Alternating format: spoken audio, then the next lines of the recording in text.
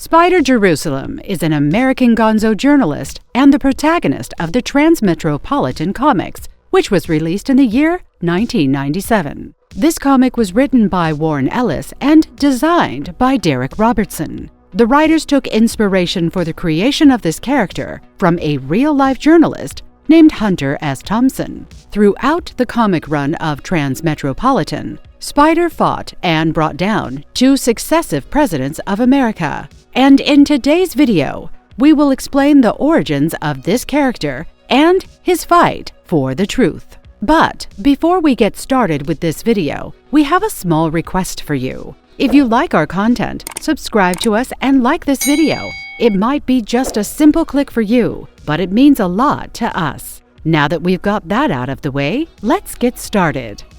Backstory of Transmetropolitan's outrageous journalist, Spider Jerusalem. Spider Jerusalem is the protagonist of the Transmetropolitan comics. The story of Transmetropolitan is set on a futuristic Earth with many science fiction elements. Spider Jerusalem was first introduced in issue number 1 of Transmetropolitan. The story starts with an ugly-looking Spider Jerusalem living in the mountains. He gets a call from his old editor. The editor makes it clear that Spider only has a year to finish these 2 books. Otherwise, they'll sue him. They tell Spider that one of those books has to be on politics, and the other can be on any other topic he desires. Both Spider and the editor know that Spider can't write a book about politics away from the city. Thus, he has to come back to the city. Spider packs his car and gets ready to leave for the city. He recounts that the city is rotten, and he hates how much it makes him feel. He wanted peace, and that's why he spent the last 5 years of his life on this mountain. He drives from the mountain to the city and reaches the Word, the city's largest newspaper. He meets Mitchell Royce, and since Royce is the city editor now, he asks him for a job and a place to live. Royce agrees, giving him the column writer role and a nice place to live. Spider arrives in his new apartment and goes to his washroom to freshen up. He finds some kind of physical cleaning unit attached to it, which seems like an AI robot. Spider orders it to clean him up, and the system cleans all the hair from Spider's body, making him look like a bald guy with a bunch of tattoos on him. Spider then meets another AI machine in his room, which introduces himself as Gauty 101 Maker. Spider asks the machine to scan his body and create a fitting linen suit. He also asks to create live shades for him that can take pictures for him in real time. He then turns on the news, and one news piece about the leader of the transient rights movement catches his attention because the leader turns out to be one of his friends, Fred Christ. Fred looks like a half-alien and talks about the right to change his species on television. On the TV, Fred explains that they are half-aliens, and their template is from the alien colony Vilnius. The World Court gave this alien colony sovereign rights. Thus, they want to turn the entire Angels 8 district into the new Vilnius colony, and they have already started putting barricades across the border of this district. Spider exclaims that he has found his first column. He dresses up and visits the Angels 8 district to meet Fred. He finds Fred in a bar in the Angels 8 district. Fred is happy to see Spider, and Spider asks for an interview. Fred agrees only for old time's sake. Spider asks how it all started. Freddy reveals that when body modification became popular, the alien colony offered their genome to anyone who wanted to surpass the human body and become something different. Fred reveals that nobody was willing to give them jobs because they looked like aliens, and Angels 8 was their only refuge because it was a cheap place to live. Spider asks Fred his real intention because Fred used to live in Nutbush Hill, and now half of the kids there look like him. Spider asks Fred if he only wants to mate, which may be why he started this movement,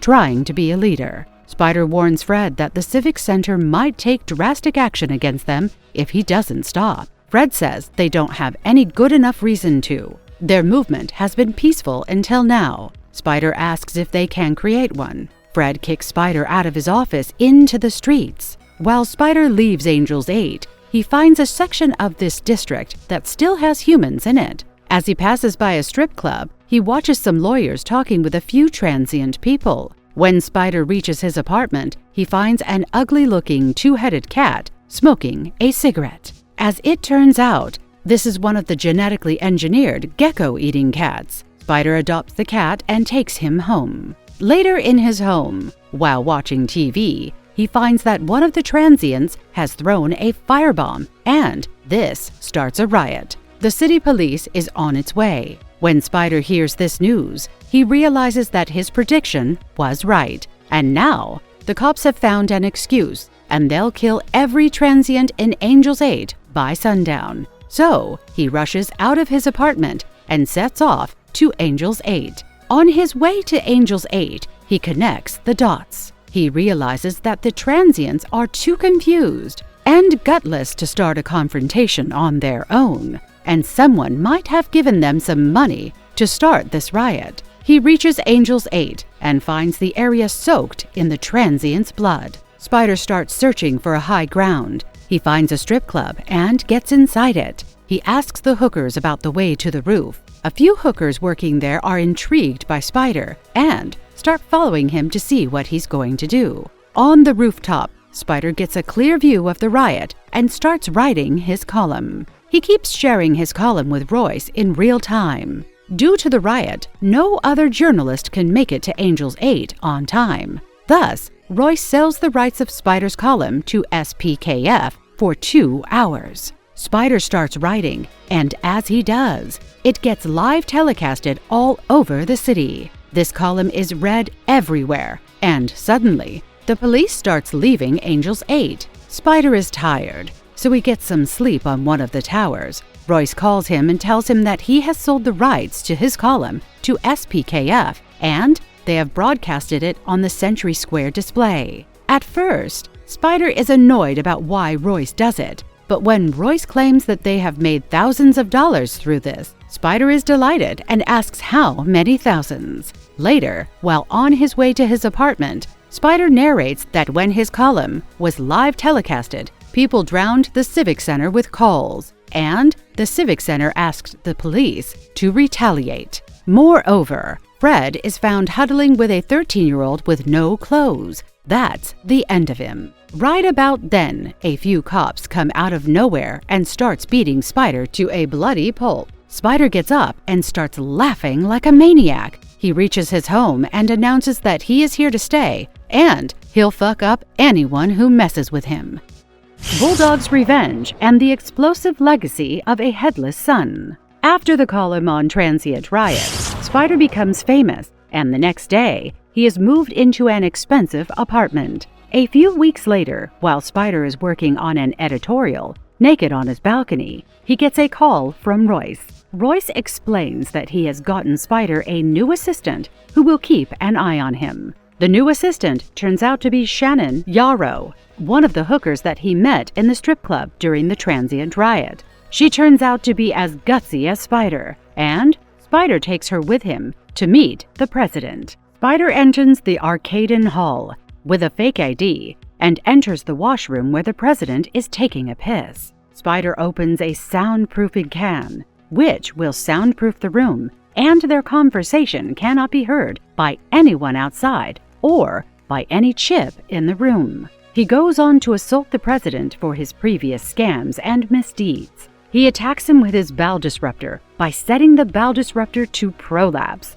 Before the guards can catch him, Spider runs away from the hall with Shannon. Later, when Shannon's boyfriend Zhang turns himself into a froglet, she decides to leave the world of journalism and become a nun. Right about then, Spider gets a call from the cryogenic mortuary that his ex-wife's frozen head has been stolen. As it turns out, Spider's ex-wife has frozen herself and asked only to be revived when Spider is dead. After he ends the call, he gets another call from Royce. Royce informs him that he has a death threat for Spider, which has been signed by more than 500 people. He is about to say something, but Spider cuts the call to receive the people arriving on his doorstep. When Spider opens the door, he is attacked by unknown masked men. In retaliation, Spider fights back and kills all of them. Spider takes pictures of the men with his shades and calls the police to report the attack on him. When he gives the police his insurance number, it turns out void, and the policeman says they will send someone to bring Spider in. Spider hates the idea of going to the police and decides to run away from his apartment. In Royce's office, it turns out Roy wants to tell Spider that a headless boy is in his room, and he claims that Spider is his father. We are introduced to Stomp, a police bulldog who was once castrated by Spider. This bulldog has a grudge against Spider and wants revenge on him. Luckily, he gets the assignment of detaining Spider and bringing him to the police station. As it turns out, the men after Spider are Yorkles from the countryside who were assaulted by Spider's dead wife, and they wanted revenge on Spider. Stomp, the bulldog, finds Spider's apartment abandoned, but he is determined to take his revenge on him. On his way, he encounters an accident and gets roughed up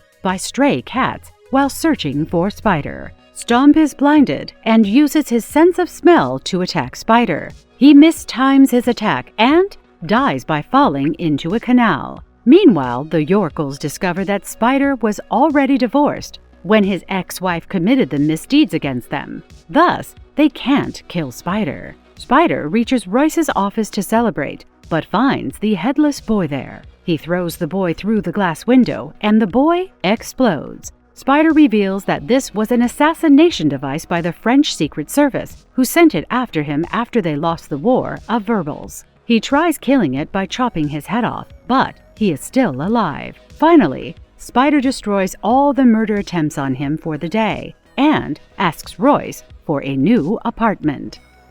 Beasts run for presidency and the birth of a new enemy. Spider gets another assistant, Yelena Rossini, who is Royce's niece. Spider targets the presidential election and uses his journalism skills to dig out the secrets of the candidates. Beast, the current president, is fighting a new person for the election, Gary Callahan. Gary is often referred to as the Smiler because of his creepy, wide grin. Later, the Smiler receives sympathy votes when Vita Severn, the campaign manager for Gary, gets killed. The Smiler comes to power, but he turns out to be a much larger threat to the city than the Beast. Meanwhile, Spider becomes a celebrity writer because of the success of his column, but he hates his newfound popularity. He feels that hate fuels him, and being disliked for what he does makes him perform better.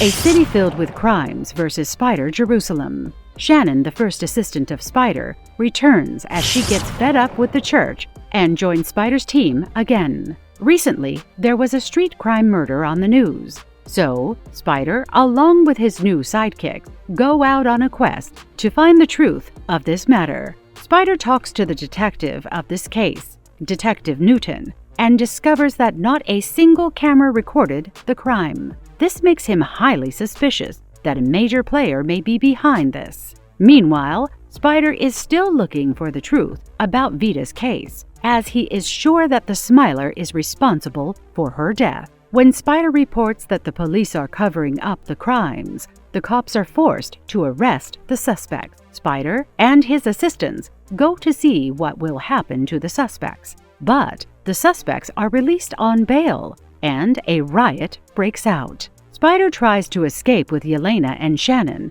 but the cops don't let them. A video of the murder is released, and upon examining it, they realize that all the cops are involved in the mass murder. They try to escape with the help of Detective Newton, who uses an EMP to delete all video evidence of their presence on the site. Later, when they reach home, Spider checks out the footage only to realize it has been deleted, and every proof has been erased. Spider deduces that this was a setup by the Smiler to assassinate the members of the media who dare to write against him. Spider writes a column piece and sends it to Royce, but Royce rejects it as it violates a new censorship law that has been recently implemented by the Smiler. Spider cuts the call and breaks his phone in rage. He advises Yelena and Shannon to always carry guns no matter what. Exposing the Smiler with the whole feed site, Spider is still looking for ways to avenge Vita's assassination. But due to the laws set up by the Smiler, he can't write about the truth.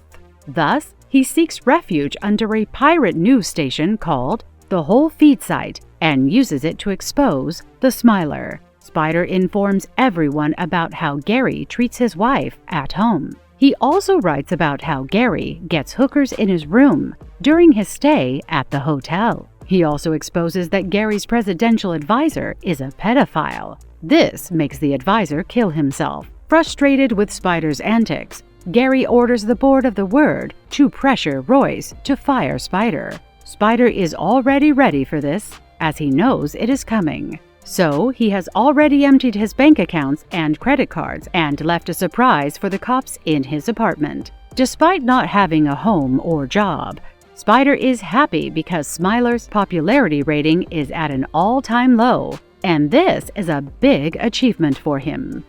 Spider's time is cut short because of a mysterious illness. While still in hiding, Spider and his assistants meet with two people who run the Whole Feed site. While talking in a bar, Spider is attacked by a few men in suits. In retaliation, Spider kills two of them. The owners of Whole Feed site asks what's happening, and Spider answers that these are Smiler's men, and it's a warning from him. He knows what Spider is doing, and he won't stop sending people to stop him. The owners of Whole Feed site and Spider come to an agreement that Spider will write a column on their site for free. Later, in the hotel room, Yelena asks how many people Spider has killed until now. Spider says 16, and all of them are in self-defense, except for one. When Yelena inquires further, Spider doesn't answer. Yelena notes that Spider frequently forgets things.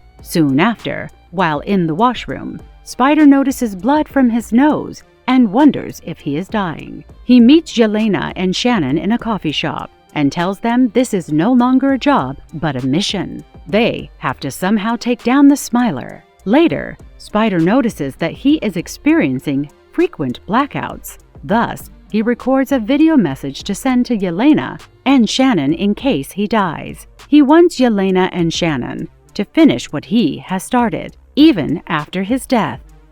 Blue Flu and Spider's last move. One day, Spider comes across a report that all the cops are ill and thus are absent from duty. Amidst this, there's a fire in the print district, and Spider asks his assistants to confirm if Royce is all right. Upon receiving the news that Royce is okay, Spider finds that the cops are committing an act called the Blue Flu. The Blue Flu is a coordinated stunt organized by the police where they claim to be ill and stay absent from their duties. Suddenly, the weather starts to change and it becomes stormy. Spider meets up with his mystery informant, who turns out to be Detective Newton. Newton confirms that the police are committing Blue Flu, and she suspects that something big is coming, and that's why the cops are off the street. Spider starts writing his Blue Flu column, but since the weather is getting stormy, they have to take refuge inside the back room of a bar.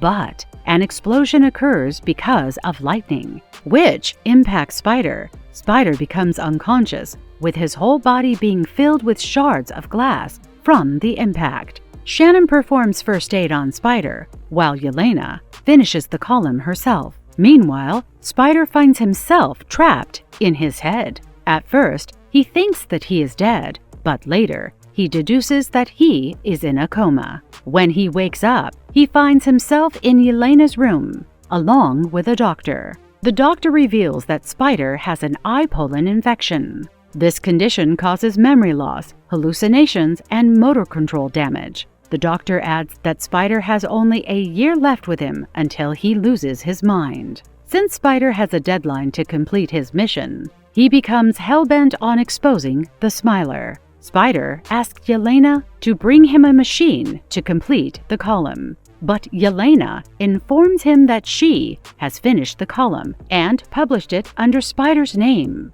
This makes Spider happy, and he kisses Yelena on her head. After setting up his base of operations at Yelena's home, Spider goes out to expose Smiler in a press conference. At the press conference, Spider hands out information regarding Gary's involvement in the assassination of Vita. Gary loses his cool and says that Spider has gone insane because of his disease. Later, Spider discovers that all the evidence he built against the Smiler is gone. He finds out that the combination of the storm and the attack on the print district has given Smiler the perfect opportunity to wipe the archives. But Spider is hell-bent on taking Smiler down. So, he devises a plan that involves creating a new case against Smiler and taking him down in just one shot. Spider Jerusalem's arsenal and extraordinary abilities. Spider Jerusalem lives in a futuristic world. Thus, he uses a bunch of firearms and explosives that he always carries with him. But among all of his weapons, the Bowel Disruptor remains his favorite. Despite looking like a skinny, bald man, Spider is a formidable fighter. He doesn't have proficiency in martial arts, but his attacks to the groin, stomach, and head have taken down much more capable fighters throughout the series. Besides his weapons, Spider also carries some other equipment to make his investigation much smoother. He uses glasses to take pictures and videos because they're handy and don't require carrying a huge camera everywhere. He also uses a soundproofing can to soundproof rooms to have private conversations with his clients. Spider has also purchased a few immunities that protect him from certain diseases and infections. Besides that, Spider is also very technologically capable, as he can be seen using various computers and televisions throughout the series. Marvelous verdict. Even though Spider Jerusalem is an underrated character, he received a lot of fans during the early 2000s. Considering his popularity, Flying Freehold Productions, Patrick Stewart's film company, contacted Ellis and Robertson about creating a transmetropolitan movie. But later, this idea was revised, and they considered creating an animated show about Transmetropolitan, where Patrick Stewart would voice Spider. Sadly, none of these ideas came to fruition. Considering the current political dynamics, Transmetropolitan is still as relevant as it was during the 2000s. We wish Amazon Prime Video would pick up Transmetropolitan and create a badass animated show. We're sure that this show would be an instant banger if done correctly, because the story of Transmetropolitan will keep the audience hooked, and the badass character of Spider Jerusalem will keep them entertained. With that being said, if you like our content, like and subscribe if you haven't already. Have a good one and be safe. Thanks, everyone.